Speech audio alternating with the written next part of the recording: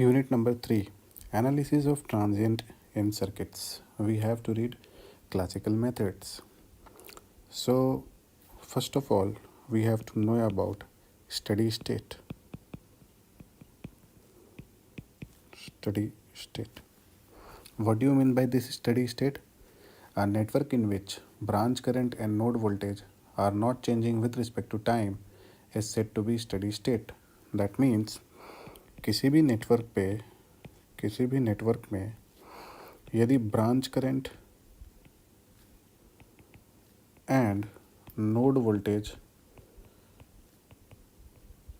Time के respect पे with respect to time if there is no change occurs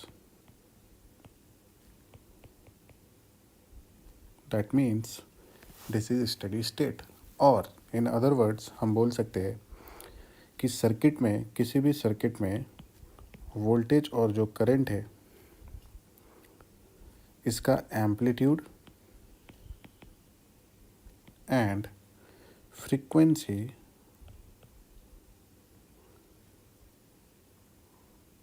same हो through out time interval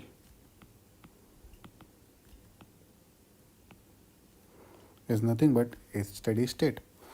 Number 2 है आपका transient. And what do you mean by this transient? If a network is switched from one condition to another by a change of applied voltage or by change in one of the circuit element during a period of time, this time period is called as transient period and the response or output during transient period is called as transient response. That means यदि किसी भी network में switching की वजह से change हो, जैसे कि ये हो गया वोल्टेज सोर्स और ये हमने एक स्विच लिया है, this is resistor and this is inductor, this is nothing but this is switch, this is voltage, this is R, this is L. इस स्विच के ऑन होने से और इस स्विच के ऑफ होने से, और हम बोल सकते हैं ये स्विच जो है दो पोजीशन में है, ए और बी. जब स्विच ए में होगा और जब स्विच बी में होगा, उसके वजह से सर्किट में जो भी चेंज होगा, स्विचिंग की वजह से जो भी चेंज होगा, किस में, वोल्टेज में और करंट में, वोल्टेज में और करंट में जो चेंज होगा for a period of time, जब स्विच ए में है और जब स्विच बी में है तो ये किसी पर्टिकुलर टाइम तक के लिए होगा. उस टाइम को हम बोलेंगे ट्रांजिएंट पीरियड. उस टाइम को हम बोलते हैं क्या? Transient period. और जिस टाइम पे हमको रिस्पांस मिलता है, इस ट्रांजिएंट पीरियड में जो हमको रिस्पांस मिलता है उसको हम बोलते हैं क्या? Transient response. इसको हम बोलते हैं transient response. Okay, now we have to know about the following facts. Important note, ये जो नेटवर्क है, इस नेटवर्क में हमारे पास एनर्जी स्टोरिंग एलिमेंट होते हैं जैसे कि इंडक्टर और कैपेसिटर. ये दोनों जो है रिजल्ट्स क्या देते हैं? In terms of differential. We also know that कि ये जो इंडक्टर है और कैपेसिटर है, ये रिजल्ट्स हमको देते हैं डिफरेंशियल के फॉर्म में. अब ये डिफरेंशियल के फॉर्म में हमको रिजल्ट देते हैं तो इस डिफरेंशियल का कोई ना कोई सॉल्यूशन होगा. और ये सॉल्यूशन किस फॉर्म में आता है? हमको दो पार्ट में आता है, टू पार्ट्स में. पहला सॉल्यूशन का जो नाम है, इस सॉल्यूशन को हम बोलते हैं क्या? Complementary function. इस सॉल्यूशन को हम क्या बोलते हैं? Complementary function. और दूसरा सॉल्यूशन जो आता है, उस सॉल्यूशन को हम बोलते हैं क्या? Particular solution. Particular solution. तो इन दोनों में डिफरेंस क्या है? ये जो कॉम्प्लीमेंट्री फंक्शन है, कोई भी नेटवर्क जो है, यदि उसमें स्टोरिंग एलिमेंट है एल और सी जो कि डिफरेंशियल के फॉर्म में है, तो हमको उसका सॉल्यूशन निकालना है. ये सॉल्यूशन टू पार्ट्स के होते हैं. एक होता है कॉम्प्लीमेंट्री फंक्शन और दूसरा होता है पर्टिकुलर सॉल्यूशन. जो कॉम्प्लीमेंट्री फंक्शन होता है वो रिप्रेजेंट करता है ट्रांजिएंट रिस्पांस को या फिर ट्रांजिएंट पार्ट ऑफ सॉल्यूशन को, और जो आपका पर्टिकुलर सॉल्यूशन होता है ये आपको रिप्रेजेंट करता है स्टडी स्टेट पार्ट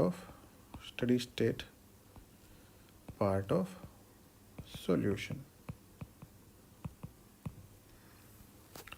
तो हमको ये चीज़ समझ में आ गया है कि स्टेडी स्टेट जो है उसको हम क्यों बोलते हैं, क्यों, क्योंकि उसमें वोल्टेज और करंट का एम्पलीट्यूड सेम होता है उस इंटरवल ऑफ टाइम के लिए। नेटवर्क जिसमें ब्रांच करंट और नोड वोल्टेज सेम होता है। ट्रांजिएंट क्या होता है, कभी भी स्विचिंग के चेंज होने से सर्किट के पैरामीटर्स में जो भी चेंजेस आते हैं, जैसे कि वोल्टेज और करंट, उसमें यदि कुछ चेंजेस आता है, यदि सर्किट में स्विचिंग होता है तो उसको हम ट्रांजिएंट बोलते हैं। और ट्रांजिएंट होता है तो ये दो एलिमेंट की वजह से होता है, एल और सी, जो कि डिफरेंशियल फॉर्म में होता है। उसका सॉल्यूशन यदि आप निकालेंगे उस डिफरेंशियल इक्वेशन का, तो वो 2 पार्ट्स के होते हैं, जिसका पहला सॉल्यूशन होता है कॉम्प्लीमेंट्री फंक्शन के नाम से और दूसरा सॉल्यूशन होता है पर्टिकुलर सॉल्यूशन। ये इक्वेशन का जो सॉल्यूशन होता है वो 2 पार्ट्स का होता है, जिसमें ट्रांजिएंट और स्टेडी स्टेट दोनों मिक्स होते हैं। तो हमारा आज का पहला टॉपिक जो था वो ये था। इम्पॉर्टेंट नोट आपको और एक याद रखना है कि जो भी इनिशियल कंडीशन होता है एलिमेंट का, उसको हम बोलते हैं evaluate arbitrary constant in general solution of differential equation. जो भी इनिशियल कंडीशंस होगा वही आपका क्या होगा, आर्बिट्री कांस्टेंट होगा, जो कि general solution of this differential equation से आया होगा। Okay, review of differential equation, generalise nth order differential equation. हम इस जनरलाइज्ड इक्वेशन को यदि लिखेंगे तो कैसा लिखते हैं हम, ए नॉट मल्टीप्लाइड बाई, इसको आप लिखेंगे A not multiplied by D divide by D T N, this is to the power n multiplied by I, plus A one D to the power n minus one multiplied by I divided by D T N minus one, plus up to A N minus one multiplied by D I divide by D T plus A N multiplied by I, this is equal to V of T. ये हमारा generalize equation है जिसमें ए naught, A one और A two up to A N minus one up to A N, ये जो है ये क्या है आपके, ये है आपके कॉन्स्टेंट्स। ओके, जिसमें से आई ऑफ टी जो है वो आपका डिपेंडेंट वेरिएबल है, जिसमें से ये जो आई ऑफ टी जो है ये आपका क्या है, डिपेंडेंट वेरिएबल है। ये जो आई ऑफ टी दिख रहा है, देखिए यहाँ पे एक फंक्शन है आई के फॉर्म में, ये आई के फॉर्म में है, ये भी आई के फॉर्म में है। तो ये पूरा जो फंक्शन है इसमें से अपन देख के बोल सकते हैं कि जो आई ऑफ टी जो है ये आपका क्या है, डिपेंडेंट वेरिएबल है। ये आपका क्या है, डिपेंडेंट वेरिएबल है। ओके, क्योंकि आपका जो ए है this is nothing but this is A naught, A one, A N minus one, और ए एन जो है ये क्या है आपका कॉन्स्टेंट्स है। आई ऑफ टी क्या है आपका डिपेंडेंट वेरिएबल है। लेकिन ये जो वी ऑफ टी है, ये जो वी ऑफ टी है, this V of T is nothing but this V of T is what, independent variable with respect to electrical circuit. This is dependent variable with respect to electric circuit, and this v of t is nothing but this v of t is a independent variable with respect to circuit. This is independent variable with respect to circuits. और ये जो v of t जो होता है इसी को हम बोल सकते हैं क्या, इसी को हम बोल सकते हैं फोर्सिंग फंक्शन, जिसका हम नाम बोलते हैं क्या, फोर्सिंग फंक्शन। और इसका दूसरा नाम हम बोल सकते हैं क्या, एक्साइटेशन। इसको हम दूसरे नाम से और बुला सकते हैं, क्या बोल सकते हैं, excitation. The solution of the equation is nothing but is called as response of the system. यदि ये सॉल्यूशन है तो इसी को हम बोलते हैं क्या, रेस्पॉन्स ऑफ द सिस्टम। इसको हम क्या बोलेंगे, response. Response means what, output. This is nothing but this is output of the system. We have to represent the equation which is nth order differential equation, जिसका response और output जो है उसको हम बोलते हैं क्या, फोर्सिंग फंक्शन और एक्साइटेशन। यदि हम फर्स्ट ऑर्डर डिफरेंशियल इक्वेशन को लिखें जिसमें n की वैल्यू क्या है, यदि n की वैल्यू अपनी 1 के बराबर है फर्स्ट ऑर्डर इक्वेशन के लिए, तो ये जो इक्वेशन नंबर 1 है, ये इक्वेशन 1 जो है ये चेंज हो जाएगा कैसा, A not multiplied by D I T divided by D T plus A not a1 I of t that is equal to v of t. This is equation number 2. ये जो equation है इसी equation को हम दो तरीके से और क्लासीफाई कर सकते हैं। ये जो इक्वेशन नंबर 2 है इसको हम दो तरीके से क्लासीफाई कर सकते हैं, जिसको हम बोलेंगे, पहला पार्ट क्या बोलेंगे, होमोजीनियस इक्वेशन, जिसको हम क्या बोलेंगे, होमोजीनियस इक्वेशन। और दूसरा पार्ट जो है इसको हम बोलेंगे क्या, non homogeneous equation. Non homogeneous equation. Okay, तो लेट्स सी कि होमोजीनियस इक्वेशन क्या होता है और नॉन होमोजीनियस इक्वेशन क्या होता है। तो एक बार हम थॉरो कर लेते हैं कि हमने क्या किया है। हमने सबसे पहले क्या किया, स्टडी स्टेट क्या होता है, जिसमें ब्रांच करंट और नोड वोल्टेज में कोई चेंज ना हो, या फिर एम्पलीट्यूड और फ्रिक्वेंसी में वोल्टेज और करंट की कोई चेंज ना हो। इसका मतलब आपका वैल्यू जो है वो थ्रू आउट द टाइम क्या रहेगा, कांस्टेंट, उसको हम स्टडी स्टेट बोलेंगे। ट्रांजिएंट में स्विच की वजह से ये जो स्विच है, ये जो स्विच की वजह से जो भी चेंज होगा, जब ए में होगा और बी में होगा, उस समय जो भी टाइम होगा उसको हम बोलेंगे ट्रांजिएंट पीरियड। और इस ट्रांजिएंट पीरियड के टाइम पे जो रिस्पॉन्स मिलेगा अपने को, हम बोलते हैं उसको क्या, ट्रांजिएंट रिस्पॉन्स। फिर हमने देखा था कि डिफरेंशियल के फॉर्म में होता है आपका जो सर्किट है, उसमें एल और सी एक ऐसा पैरामीटर होता है जिसको जो डिफरेंशियल के फॉर्म में होता है, और हमको इस डिफरेंशियल इक्वेशन का सॉल्यूशन निकालना है। ये सॉल्यूशन दो टाइप से निकल सकते हैं, एक तो कॉम्प्लीमेंट्री फंक्शन के नाम से होता है और दूसरा पर्टिकुलर सॉल्यूशन। कॉम्प्लीमेंट्री फंक्शन जो है वो आपको ट्रांजिएंट पार्ट देता है सॉल्यूशन का, और पर्टिकुलर सॉल्यूशन जो है स्टडी स्टेट पार्ट देता है सॉल्यूशन का। दूसरा हमने देखा क्या, nth ऑर्डर इक्वेशन, और ये nth ऑर्डर इक्वेशन में अपन ने देखा कि ये v ऑफ t जो है ये आपका क्या होता है, इंडिपेंडेंट वेरिएबल, और ये जो फंक्शन है आपका आई ऑफ टी के फॉर्म में, इसको हम क्या बोलते हैं, डिपेंडेंट वेरिएबल। और वी ऑफ टी जो होता है इसको हम बोलते हैं response of the system. Okay, यदि ये फर्स्ट ऑर्डर का है तो n इज इक्वल टू 1 के लिए आपको पता है इक्वेशन जो है वो ये होता है। और ये जो सॉल्यूशन है इसको हम दो और इक्वेशन में रिप्रेजेंट कर सकते हैं, जिसका नाम है क्या, होमोजीनियस इक्वेशन और नॉन होमोजीनियस इक्वेशन। देखते हैं कि होमोजीनियस इक्वेशन क्या होता है। ओके, तो सबसे पहले हम देखते हैं कि होमोजीनियस इक्वेशन क्या होता है। Homogeneous equation general and particular solution, इसके अंदर आपको देखना पड़ेगा कि होमोजीनियस इक्वेशन क्या होता है। होमोजीनियस इक्वेशन में आप कह सकते हैं कि जो आपका फर्स्ट ऑर्डर डिफरेंशियल इक्वेशन आपने निकाला है, उसमें यदि एक्साइटेशन या फिर आपका फोर्सिंग फंक्शन, ये फोर्सिंग फंक्शन, या फिर आपका एक्साइटेशन क्या हो, ज़ीरो हो। अब आपको पता है एक्साइटेशन कौन था, एक्साइटेशन था आपका क्या, वी ऑफ टी। तो यदि फर्स्ट ऑर्डर डिफरेंशियल इक्वेशन जो हम लिखेंगे, जो कि आपने ऑलरेडी पिछले स्लाइड में देखा है, ये है आपका क्या, फर्स्ट ऑर्डर डिफरेंशियल इक्वेशन। यदि इसको दोबारा से हम लिखें जिसमें वी टी की वैल्यू क्या है, ज़ीरो, होमोजीनियस इक्वेशन के लिए जो एक्साइटेशन है वो क्या है, ज़ीरो, तो इस इक्वेशन को आप कैसा लिख सकते हैं, ये इक्वेशन को आप लिख सकते हैं A not D I T divided by D T plus a1 multiplied by I of T that is equal to zero, क्योंकि ये होमोजीनियस इक्वेशन है। ठीक है, और नॉन होमोजीनियस इक्वेशन क्या होता है आपका, non homogeneous equation, this is non homogeneous equation क्या होगा, जिसमें आपका ये जो इंडिपेंडेंट वेरिएबल है वो रहेगा। कैसे, यही first order differential equation A not D I of T divide by T T plus a1 I of T that is equal to V of T, ये आपका इंडिपेंडेंट वेरिएबल है। ये जब रहेगा सिस्टम के अंदर तो इसको हम बोलते हैं क्या, होमोजेनियस इक्वेशन।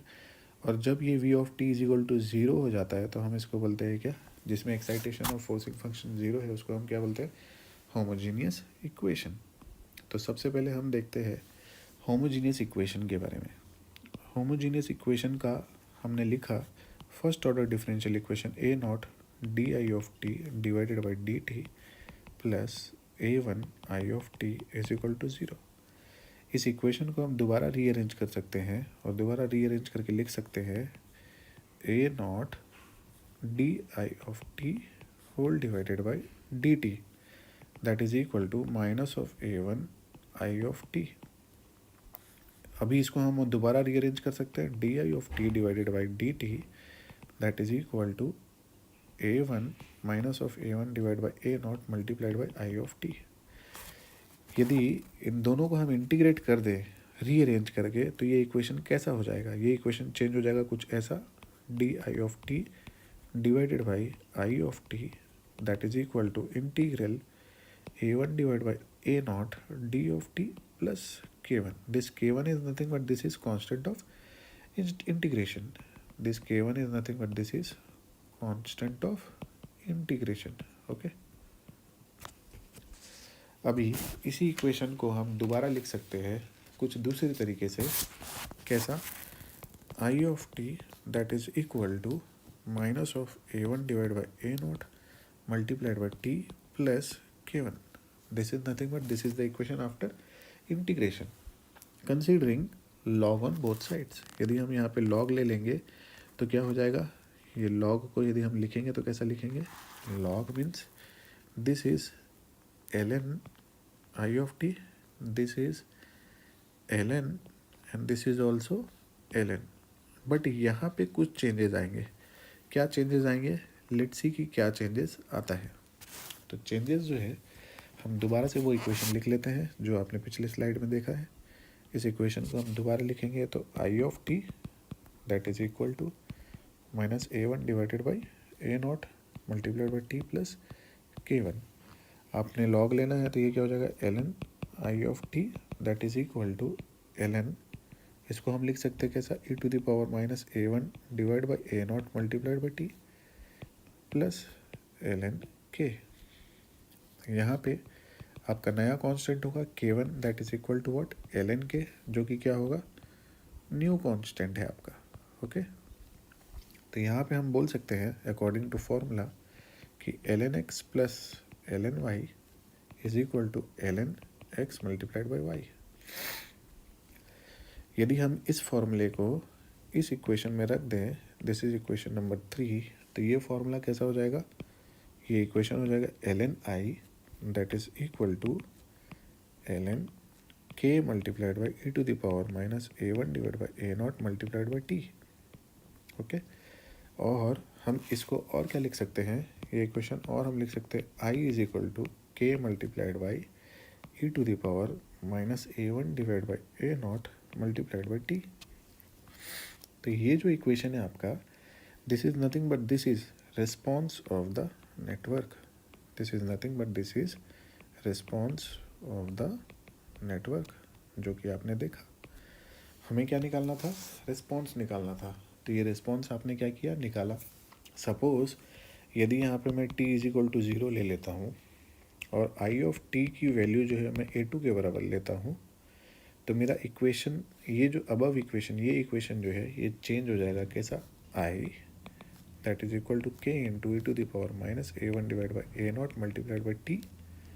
और ये t की वैल्यू यदि 0 है तो k multiplied by E to the power minus a1 divide by a not multiplied by 0 that is equal to a2. अब ये जो वैल्यू है, ये वाली वैल्यू कितनी हो गई, 1, तो k इज इक्वल टू क्या हो गया, a2. तो ये इक्वेशन कैसा चेंज हो जाएगा, i is equal to k की जगह आपको क्या लिखना है, a2. ओके तो ये इक्वेशन आपका कैसा चेंज हो जाएगा, ये इक्वेशन चेंज हो जाएगा आपका i is equal to a2 multiplied by e to the power minus a1 divide by a not multiplied by t. Okay this is nothing but this is equation number 4. और इस equation को हम बोलते हैं क्या, particular solution of homogeneous equation. This is nothing but this is particular solution of homogeneous equation. Okay so again हमको देखना पड़ेगा नॉन होमोजीनियस इक्वेशन. तो ये नॉन होमोजीनियस इक्वेशन हम देखते हैं. नॉन होमोजीनियस इक्वेशन क्या होता है, एक नॉन होमोजीनियस इक्वेशन हम कंसीडर करते हैं और ये जो है ये फर्स्ट ऑर्डर का होना चाहिए, जिसमें हम उस इक्वेशन को लिखेंगे D I divide by D T plus P I is equal to Q. Okay जहाँ पे ये जो p है ये क्या है, न्यू कांस्टेंट है, एक नया कांस्टेंट है. ठीक है, जो q है ये q function of, sorry, it can be a function of t और it can not be a function of t. दोनों पॉसिबिलिटी है, it may और may not be a function of t. मतलब टाइम का ये function हो भी सकता है और टाइम का फंक्शन नहीं भी हो सकता है. यदि इसका सॉल्यूशन मुझे निकालना है तो मैं दोनों तरफ क्या कर दूंगा, ये जो इक्वेशन 1 है इसके दोनों तरफ में मैं क्या मल्टीप्लाई कर दूंगा, e to the power p of t. So multiplying both sides by e to the power p of t plus e to the power p of t is equal to q multiplied by e to the power p of t. Equations को rearrange करके लिख लेते हैं. This is D I divide by D T, यहाँ पे आपने P I देखा था और ये क्या है Q. This is equation number 1। यदि यहाँ पे लॉग का फॉर्मूला लगाया जाए तो लॉग का फॉर्मूला आपका क्या है कि D X Y is equal to X D Y plus Y multiplied by D X. ये फॉर्मूला को यदि यहाँ पे डाल के आप रीअरेंज करें तो यहाँ से हम बोलते हैं let X is equal to what, X is equal to I and Y is equal to what, E to the power P T. Equation 1 जो है वो फिर से रीअरेंज हो जाएगा, कैसा, D divide by D T I into E to the power P T, E to the power P T multiplied by D I divided by D T plus I into E to the power P T multiplied by P. आप देखेंगे ये वाला part और ये वाला part same है और ये वाला पार्ट और ये वाला पार्ट सेम है, that is equal to Q into E to the power P T. आपने दोनों तरफ मल्टीप्लाई किया था। अब इसी इक्वेशन को आप दूसरे तरीके से लिख सकते हैं। आप लिख सकते हैं और D divide by D T I into E to the power P T that is equal to Q into e to the power pt. This is equation number 2. Now हमको इन दोनों इक्वेशन को दोनों तरफ से इंटीग्रेट करना है। मुझे यहाँ से और यहाँ से इंटीग्रेट करना है। जब मैंने इंटीग्रेट किया तो मुझे क्या मिला, I into E to the power P T that is equal to integrate Q A to the power P T plus D T plus के।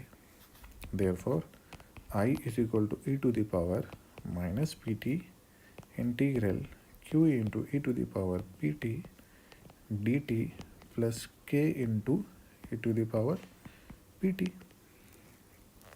ओके, ये हमने रीअरेंज किया इक्वेशन को। जब इसको रीअरेंज करेंगे तो रीअरेंज करने के बाद हमें क्या पता चलता है कि ये जो है इस इक्वेशन का जो सॉल्यूशन है इसको हम बोलते हैं क्या, पर्टिकुलर इंटीग्रल, और इसको हम बोलते हैं क्या, ये पार्ट को कॉम्प्लीमेंट्री फंक्शन। ओके, तो ये पर्टिकुलर इंटीग्रल और कॉम्प्लीमेंट्री फंक्शन क्या होता है आपको बताया था। अब ये जो पर्टिकुलर इंटीग्रल जो होता है इसमें आर्बिट्री कांस्टेंट नहीं होता, इसमें आर्बिट्री कांस्टेंट नहीं होता है, बट यहाँ पे आपका जो कॉम्प्लीमेंट्री फंक्शन है it does not depends on Q which is forcing function और एक्साइटेशन। मतलब पी आई जो है वो आपका पर्टिकुलर इंटीग्रल, सी एफ जो है आपका कॉम्प्लीमेंट्री इंटीग्रल है। कॉम्प्लीमेंट्री इंटीग्रल आपके क्यू के ऊपर डिपेंड नहीं करता, जो कि एक्साइटेशन हो सकता है या फिर फोर्सिंग फंक्शन हो सकता है। पर्टिकुलर इंटीग्रल में आर्बिट्री कांस्टेंट नहीं होता है। तो इस इक्वेशन को हम दूसरे तरीके से और लिख सकते हैं।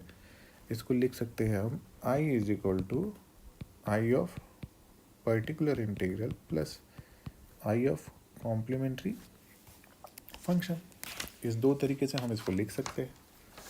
और क्या हम बोल सकते हैं, ये जो आई पी आई है जिसको हम बोलते हैं क्या, पर्टिकुलर इंटीग्रल, इसको हम बोलते हैं क्या, स्टडी स्टेट वैल्यू। इसको हम क्या बोलते हैं, स्टडी स्टेट वैल्यू। आपको बताया था मैंने स्टडी स्टेट वैल्यू क्या होता है और ट्रांजिएंट क्या होता है, और इसको हम डेजिग्नेट करेंगे आई एस एस से। और दूसरी तरफ हम देखेंगे I C F complementary function जो है इसको हम बोलते हैं क्या, transient portion of the solution. This is transient portion या transient state of the solution, और इसको हम बोलते हैं आई ऑफ टी। तो हमारा इक्वेशन कैसा चेंज हो जाएगा, I is equal to I S S plus I of T. ये जो आई एस एस है ये क्या है, steady state part of the response है, जो कि टी टेंड्स टू इन्फिनिटी तक चलेगा after transient part completely vanishes. जब तक ट्रांजिएंट आपका ख़त्म नहीं होगा तब तक आपका ये पोर्शन चलता रहेगा, और जैसे ही ट्रांजिएंट पार्ट ख़त्म हो जाएगा तो आपका जो सॉल्यूशन है वो स्टडी स्टेट अचीव कर लेगा। ओके, सो हमने देखा क्या, हमने सबसे पहले देखा steady state, then transient, then complementary function और पर्टिकुलर सॉल्यूशन, और पर्टिकुलर इंटीग्रल क्या होता है वो भी देखा हमने, जो कि आपके नॉन होमोजीनियस में था। दूसरा पार्ट हमने देखा क्या, differential equation, generalise nth order से हमने फर्स्ट ऑर्डर के लिए निकाला, और फर्स्ट ऑर्डर के दो सॉल्यूशन होते हैं, एक होमोजीनियस और नॉन होमोजीनियस। होमोजीनियस इक्वेशन में आपने देखा कि जो फर्स्ट ऑर्डर है उसको आपने इंटीग्रेट किया, लॉग लिया, लॉग लेने के बाद आपने जो रिस्पॉन्स निकाला वो रिस्पॉन्स कितना है, I is equal to K E to the power minus A1 divide by A0 multiplied by T, और कांस्टेंट की वैल्यू जो आपने लिया I T is equal to A2, जो कि हमारा पर्टिकुलर सॉल्यूशन था होमोजेनियस इक्वेशन के लिए, वो आपने आइडेंटिफाई किया। कैसा, ये वाला इक्वेशन आपने आइडेंटिफाई किया। देन आपने आइडेंटिफाई किया नॉन होमोजेनियस इक्वेशन के लिए। नॉन होमोजेनियस इक्वेशन के लिए आपको पता है कि आपने दो चीज़ें निकाली, एक आपने निकाला पर्टिकुलर इंटीग्रल और पर्टिकुलर सॉल्यूशन और कॉम्प्लीमेंट्री फंक्शन, ये दोनों को आपने रिप्रेजेंट किया स्टडी स्टेट के टर्म्स में और ट्रांजिएंट के टर्म्स में। Okay, thank you very much.